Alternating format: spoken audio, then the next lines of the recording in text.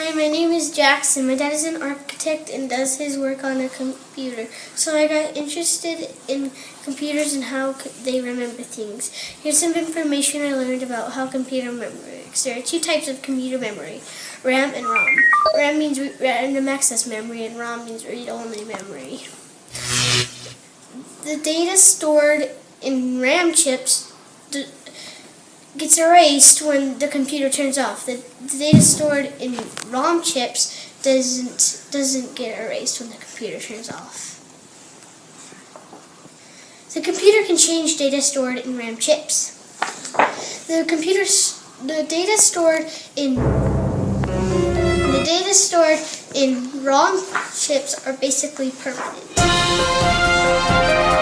Silicon wafers are important to computer memory. Electronic circuits sit on silicon wafer boards.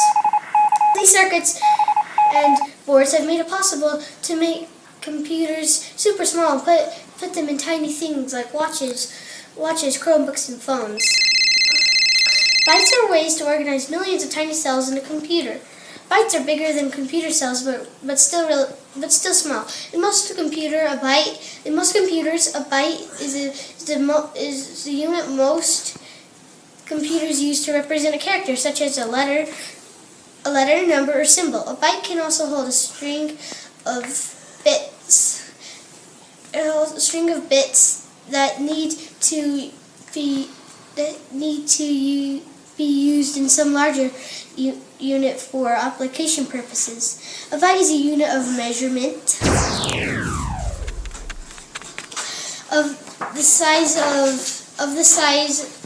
of information on a computer or other electronic device. A single typed character measures 1 byte. A single byte holds 8 characters. Now comes flash drives. Another name for flash drive is USB drives.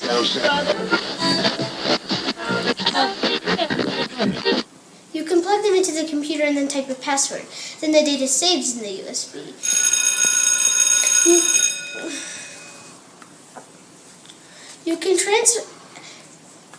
Flash drives store memory from your computer, and you can transfer the data to other computer systems. Flash memory is usually used in portable computers and digital cameras. You can use disks to save information from computers, or you could play something like a movie, for example. Some computers should have a slot for disks, but some don't. Some computers that have a slot for disks have something that comes out, and you put the disk on it. Then you push it back into the computer. Hardware relates to a computer's physical system. Hardware is like the actual computer, not the monitor. Some people might think the monitor is the actual computer, but it's not. The monitor plays or projects on the screen what the computer thinks. Transistors are part of electric circuits.